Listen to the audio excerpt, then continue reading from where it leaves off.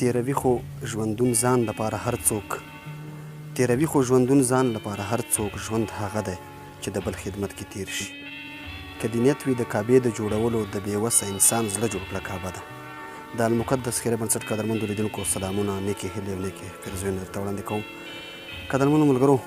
د هغې کېږدۍ لیدو ته راغلو د هغې خیمې لیدو ته راغلو په کومه خیمه کې چې څه موده مخکې یو فامیل د سختو ستونزو سره په دغه خوشې غره کې اوسېده هغه فامیل چې د غربت په اخري حد باندې ولاړ و بېګا ته یو نوړی ډوډۍ وس هم نه و دغې خیمې تصویران په لومړیو کې موږ د درنو لیدونکو سره شریک کړل چې په هماغه وخت یو ورور راغی او 3.5 کلدارې مرسته یې د دغه فامیل سره لاس په لاس وکړه بل ورور څو ورځې وروسته د 7,000 افغانیو خوراکي توکي راوړل او 4,000 افغانۍ ورته لاس په لاس ورکړې یو بل ورور چې د کارخانو نه یې 10,000 کلدارې مرسته وکړه 5,000 د زکات وي 5,000 د خیرات وي او هغې ورور دا وینا هم کړې وه چې زما د روپو نه 5,000 کلدارې د دغې فامیل لپاره په بلاکونو کې یا کوم نور شیان چې د ده په سرپناه کې ورته ضرورت وي په هغې کې واچوه 15,000 روپو دوی ته د اختر دپاره دغه ټول فامیل ته که 6 نفره فامیل دی د ټولو ته ورباندې دغه د اختر سامان واخله هماغسې مو وکړل درنو ملګرو بل ډور یو بل خیره بنسټ دې ته 15,000 افغانۍ لاس په لاس ورکړې وې او یو ورور ډکه کې ماته 10,000 کلدارې لاس په لاس راکړې 10,000 کلدارې د درې ورونو مرسته چې وه په دغې باندې موږ اوس فلحال دغې کورنۍ ته 10 بلاکونه 10 بورۍ سیمټ او یو ډمپر خاکه او ترڅنګ یې د دغه دروازو دپاره سرتاکونه د 3,000 روپو نو دغه مو ورته اوس لپاره راوړل او د 15,000 روپو دغه ورور په وینا مو دغې فامیل دپاره د اختر دپاره رختونه څپلۍ او زړوکي وغیره راوړل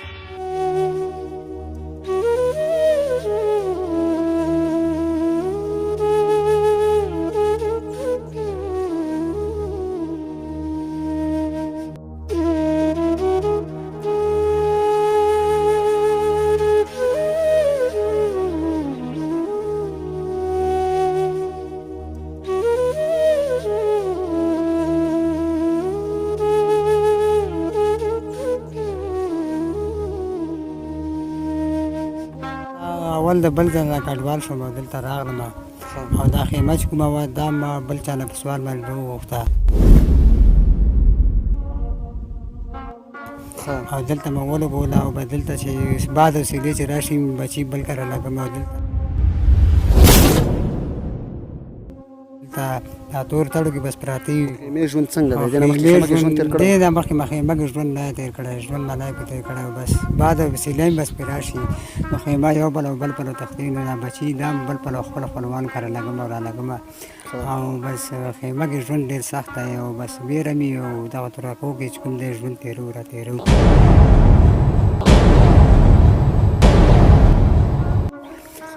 د اوبو څه پروګرام دلته اوبه شته اوبه نشته اوبه پروګرام ډېر سخت دی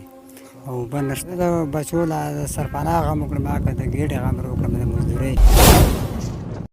نو بس حساب کتاب داسې چې بس انډیواله بس سور خراب دی ستاسو څه ملګري چې راغلل نو د خیمې تصویرونه چې واخیستل نو څه نه څه لږ ډېر کار را جوړ شو او بس بقایا چې کوم دی د کوټې ته بس چت هم پاتې نیمه کوټه جوړه ده او پلاستر هم پاتې او دروازې او کړکۍ هم نشته فلحال او پاس چت هم نشته او د اوبو هم ډېره سخت مشکلات دی دغه تور ترکو کې بس پراته وي او مخکې څه کسان چې راغلي وو هغه خاص لږه ډېره بس مرسته وکړه او بس ښه وه بس لږه ډېره ګزاره ده کوټه نیمایه ته بس ورسېده او بس دغه خیمه کې ژوند ډېر سخت دی او بس ګرمي هم ده او بل داسې باد بارانه کې چې کوم دی موږ دپاره ډېر زیات تکلیف دی دا خیمه ده کله یې باد یو پله وړي کله یې بل پله وړي نو بس اوس فلحال چې کوم دی د خیمې ژوند سخت دی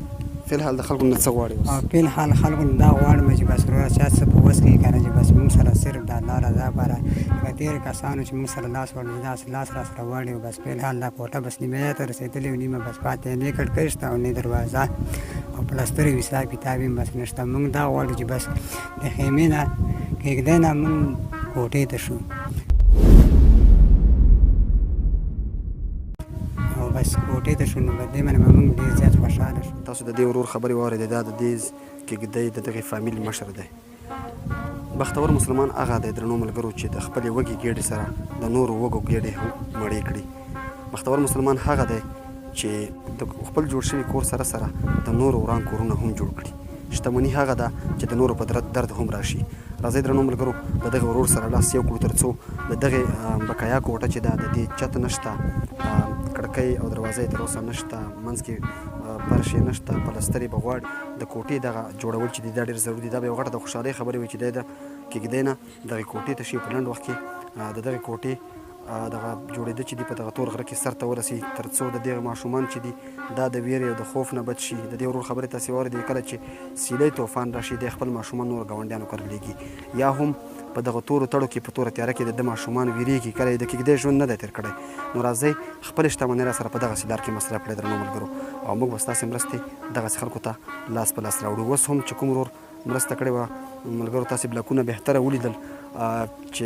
نن ورځ باندې د دې نه کوټه جوړه کړه. ډېر اړمن و دی په دغه ګاونډ کې خلک ورله په سوال وغوښتل. 10 بورې سیمټ، 1000 بلاکونه او تر څنګ کې یو ډمپر خاکه او همدارنګه سرتاکونه. بقایا بلاکونو وجې نه دغه کوټه نیمه پاتې شوه. نو که تاسې چېرته مرسته وکړه درنو ملګرو، د دې فامیل دغه ستونزه به 100% کې حل شي. ډېره زیاته مننه.